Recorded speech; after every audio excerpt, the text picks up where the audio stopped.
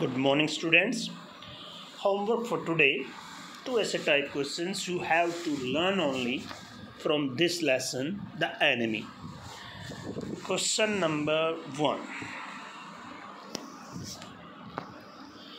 There are moments in life when we have to make hard choices between our roles as private individuals and as citizens with a sense of national loyalty.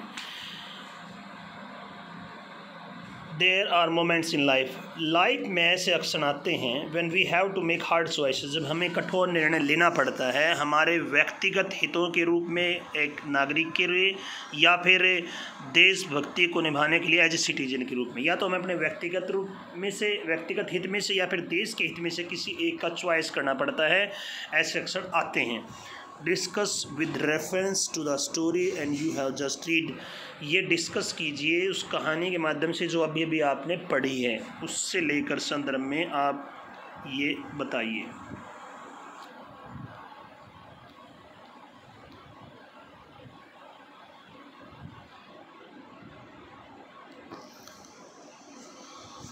The answer is, there are moments in life when we find it difficult to make a choice.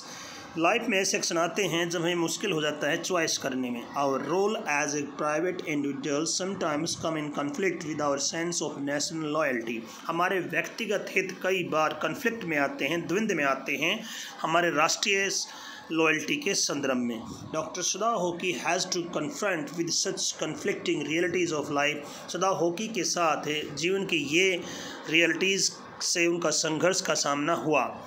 An American prisoner of war is washed ashore in a dying state. एक American युद्ध का बंदी एक मरी हुई अवस्था में उनके घर के सामने समुद्री तट पर बहकर आ जाता है। He is thrown into those steps of Dr. सदाव। वह डॉक्टर सदाव के दहलीज पर बहकर आ गया है। For Sadao the choice is really difficult. Sadao के लिए चॉइस बिल्कुल मुश्किल है वास्तव में। Should he hand him over to the enemy army. क्या उसको उसे आर्मी को सौंप देना चाहिए? और should he save his life as a doctor, या फिर एज ए डॉक्टर उसकी लाइफ बचानी चाहिए? He has to make a choice. उसे चॉइस करनी पड़ती है, एक चॉइस चुननी पड़ती है। Doctor सदाव faces a lot of troubles. Doctor सदाव बहुत सारी मुसीबतें भी झेलते हैं। He is full of patriotic feelings. वह देशभक्ति की भावनाओं से परिपूर्ण है। While in America he had unpleasant experience with the white people. जब अमेरिका में थे तो उनके गोरे लोगों के साथ बुरे अनुभव भी रहे थे। द सफ़र फ्रॉम रशियल प्रेजुडियस, वो जातिगत पूर्वाग्रहों से भरे हुए थे। For a doctor he has to save the life of dying man first. लेकिन एक डॉक्टर के रूप में मरते हुए आदमी को सबसे पहले बचाना होता है। It doesn't matter whether he is a friend और एन एनिमी। ये बात कोई महत्व नहीं रखती कि वह कोई मित्र है या दुश्मन। Doctor सदाव servants leave him. Doctor सदाव की नौकर उसको छोड़ जाते हैं। इवन यूमी रिवोल्ट्स, यहाँ तक कि रूमी विद्रोह कर देती है। But human considerations over power all other consideration. लेकिन जो मानवीय प्राथमिकताएं हैं वो इन सभी दूसरी चीज़ों पर विजय पाती हैं। He performs an operation on Tom. वो टॉम का ऑपरेशन करता है। And helps him escaping to freedom. और उसको आज़ादी मिलने में वो उसकी सहायता भी करते हैं। Question number 2. Dr. Sadav was compelled by his duty as a doctor to help the enemy soldier. Doctor Sadao मजबूर होते हैं अपने कर्तव्यों को निभाने में एज ए डॉक्टर एक दुश्मन के सैनिक की सहायता करने के लिए। What made Hannah his wife sympathetic to him? लेकिन उसकी पत्नी किस बात से उसके प्रति सहानुभूतिपूर्ण थी? In the face of open defence from the domestic staff, जबकि वो उसने अपने घर के नौकर का जो स्टाफ था उसके प्रति भी उसको विद्रोह का सामना करना पड़ता, बावजूद उसके किस वजह से वो उसके प्रति सहानुभूतिपूर्ण थी, यानी उस कैदी के प्रति, वो आपको बताना है। Sadao Hakki was a doctor. Sadao Hakki एक डॉक्टर थे। He was compelled by his duty as a doctor to help a dying man. Doctor Sadao मजबूर होते हैं एक डॉक्टर के रूप में अपना कर्तव्य निभाने के लिए, एक मरे हुए आदमी की सहायता करने के लिए। It mattered little whether the patient was a friend और ए फो। ये बात बहुत कम मैटर करती थी कि जो रोगी है, वो पेशेंट है, वो मित्र है या दुश्मन है। Japan was at war with America, Japan America के साथ युद्ध में है, अर्थात युद्ध चला हुआ है। The prisoner of A war Tom was an enemy, जो कैदी है टॉम, वो युद्धबंदी है टॉम, वो उनका दुश्मन था।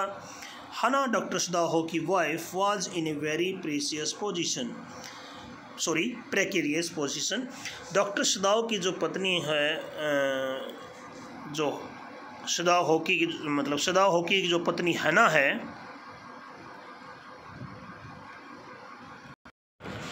वो एक अनिश्चित सी अवस्था में है।